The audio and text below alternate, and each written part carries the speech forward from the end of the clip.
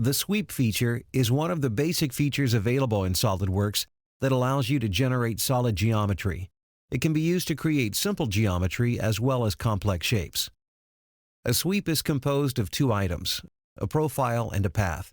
The profile controls the shape of the sweep, while the path controls its direction. Take a look at this angled cylinder. This was created using a simple sweep, with a circle as the profile and an angled line as the path. By making the path a bit more complex, you can see a sweep allows you to create shapes you wouldn't be able to create using simpler features such as the extrude or revolve. To take the sweep feature to the next level of complexity, you can add what are called guide curves.